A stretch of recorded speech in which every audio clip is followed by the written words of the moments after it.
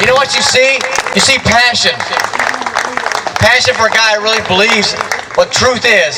It was right there in front of us. It was a fabulous speech. I'm just glad that I don't have to follow that man. Unfortunately, Rick Bang the Baron Roos does. So let's see what kind of speaker Rick is and how he can hold his own right here after that fabulous speech. Rick Roos.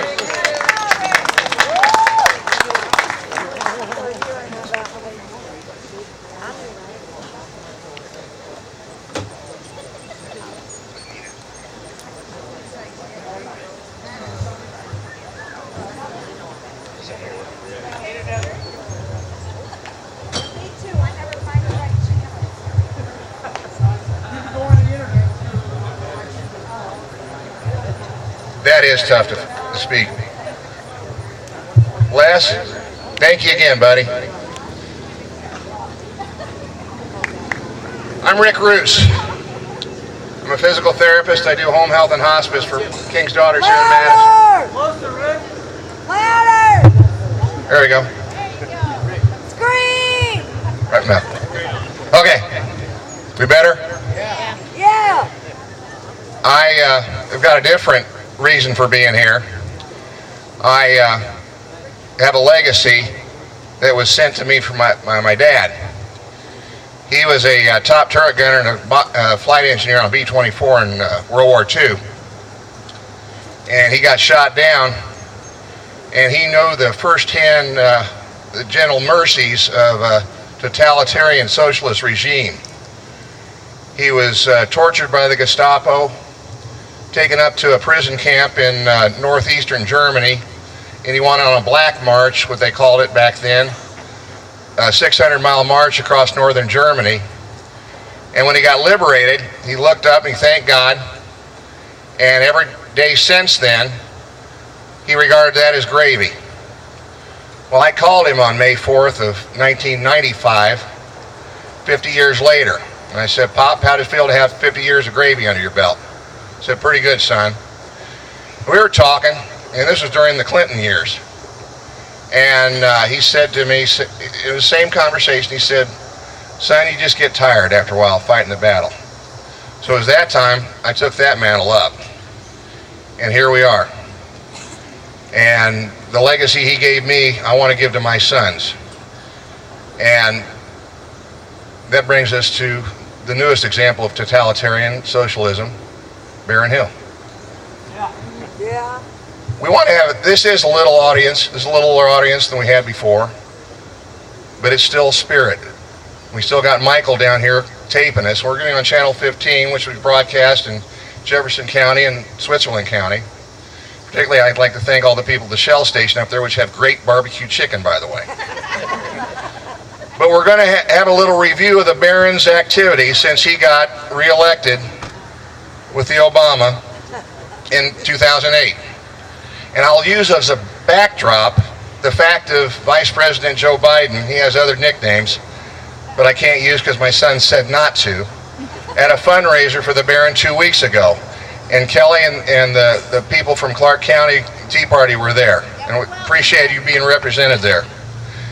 But the people on the inside, some people actually paid $250 each to have pecan-crusted grilled chicken breast and fruit tart with creme brulee to hear the Gaff Master's 30-minute speech.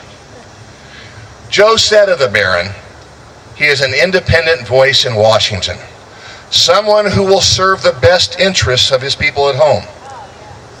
This is the same Baron who voted for the 2010 Obama budget, which cost $3.6 trillion with a T, trillion dollars, as well as increasing the debt ceiling to over $14 trillion.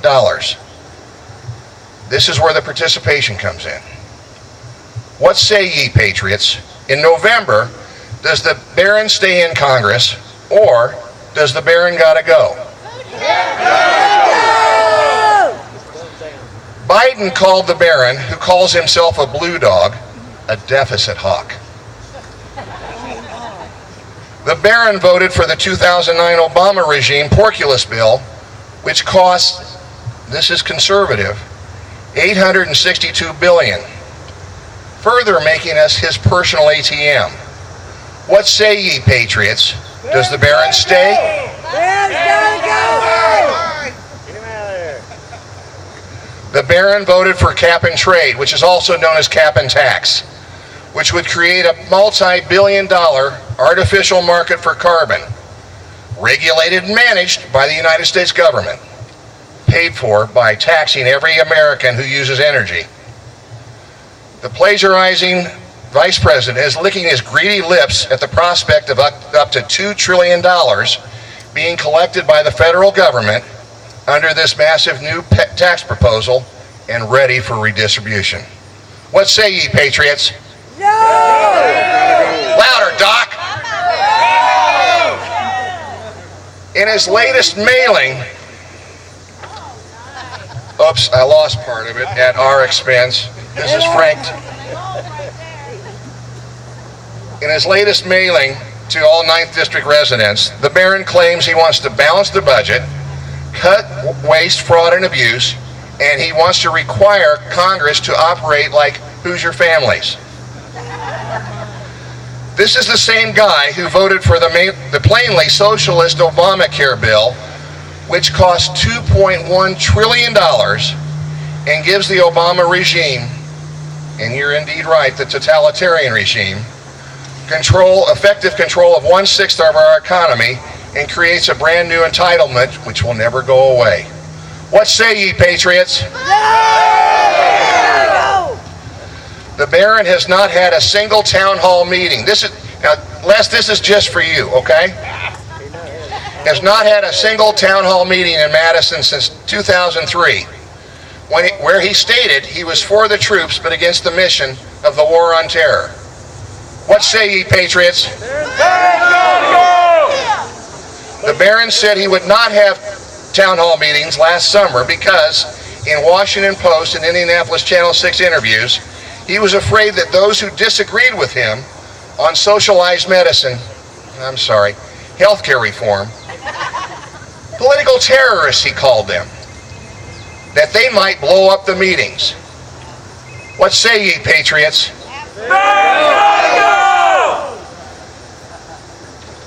The Baron ducked an opportunity to meet with upset constituents last August at the Red Pepper restaurant here in Madison, but finally did agree to answer questions, but only if they were funneled through, and my son said I can't say state-controlled, but the local newspaper, the Madison Courier. The net result, 100 questions were submitted. He answered one, obfuscated 3, and ducked the rest. What say ye, patriots? The Baron did finally deign to have a town hall meeting in New Albany, which he equated to a visit to the dentist. They all see you down there. He seemed to like to call on folks with green shirts who just seemed to have the right softball questions for him to answer. What say ye, patriots? The Baron then gave a town hall meeting in the People's Republic of Bloomington, where he no doubt feels he has many friends. To one of his constituents, who questioned why she could not videotape his meeting for a journalism project, he said, First of all, for journalism students, why can't we film this? We have school projects, and I have just been taken aside and told that I can't film this. I'm not disrupting. I'm keeping my opinions to myself, but now that I'm not getting to do this for a project, I was going to ask a question. Why can't I film this? Isn't this my right? Well, this is my town hall meeting, and I set the rules, and I've had these rules. Projects, and I have just been taken aside and told that I can't film this. I'm not disrupting. Well, this is my town hall meeting, and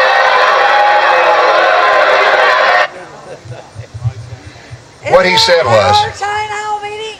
this is my town hall meeting, and I set the rules. And then he came back, and he knew he'd put his foot in it, and he said, let me rephrase this. This is my town hall meeting for you. That went over a lot better. And you will not tell me how to run my congressional office.